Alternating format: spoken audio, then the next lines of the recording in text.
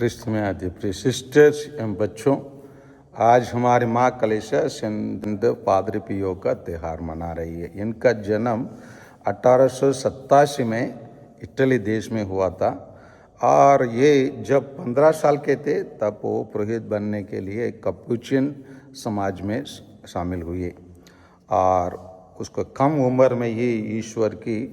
वरदान मतलब प्रभु यीशु का 5 गाँव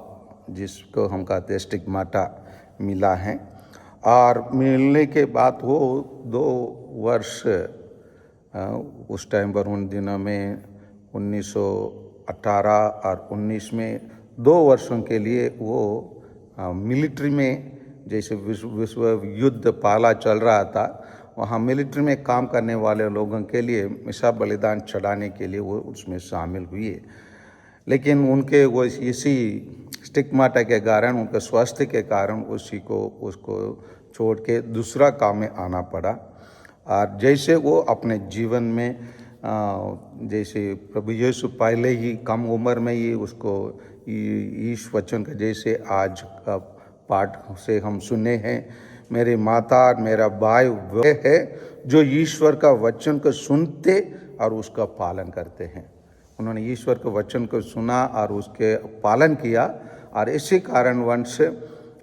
वो उसी के अनुसार जीने के टाइम पर बिल्कुल हम लोग कह सकते हैं सेंट जॉन मरिया वियानी के समान वो अपने जीवन को बिताए। अधिकांश समय वो पाप स्वीकार में बैठे और ये उनके पास आए हुए लोगों जितना भी बीमार से उनके पास आते थे उनको वो चंगा भी करते थे।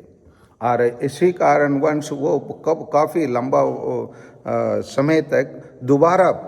ईश्वर का स्टिग्माटा 2 साल के बाद वो समाप्त हुआ, फिर एक बार उनके शरीर में आने लगे। जब से आने लगे उसका मृत्यु होने तक वो ईश्वर का उस 5 गाँव को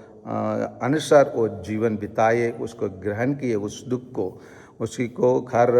शुक्रवार को वो आ जाता था और उसी को उनको सहन करना और उसी के अनुसार जीना बहुत मुश्किल है। क्योंकि मैं स्वयं जानता हूँ, मेरे सचेरे बहन की समाज में सिस्टर रोसी नाम के एक सिस्टर टंजूर डायसिस में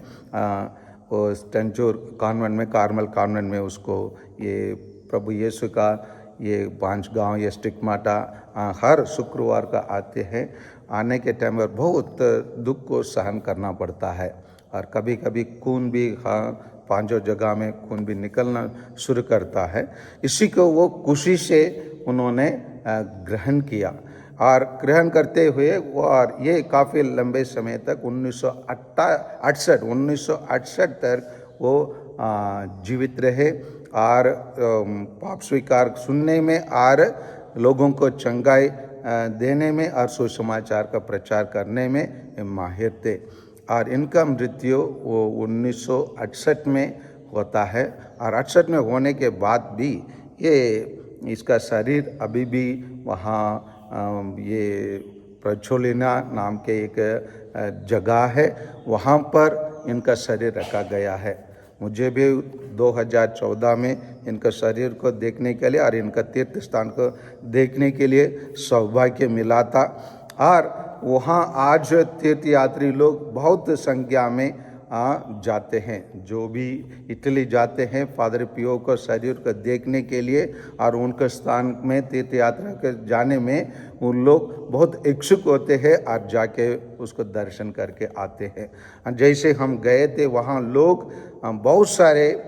धन दौलत को चढ़ावे के रूप में चढ़ाते हैं और हाँ उनके लिए चढ़ाया गया सोना चांदी तो इतना है वहाँ। और उसी का शरीर आज भी हमारे बीच में, जैसे सेंट फ्रांसिस सेवियर का शरीर हमारे गोवा में है, उसी प्रकार इनका शरीर इटली में अभी भी है। आइए ये संत जैसे इस वचन को अपना कर अपना जीवन बिताए, उसी प्रकार हम भी सेंट पियस से इस वचन को अपना कर प्रभु यीशु के लिए कुछ भी सहन करने के लिए, विशेषकर प्रभु यीशु का गाँव को उन्होंने 5 गाँवों को उन्होंने स्वीकार किया, बुनबुनाया नहीं, उसमें बहुत तकलीफ होता है, उसी को अपनाया, उसके अनुसार जिए, उसी प्रकार हम लोग भी जीने के लिए प्रयास करें। आमीन।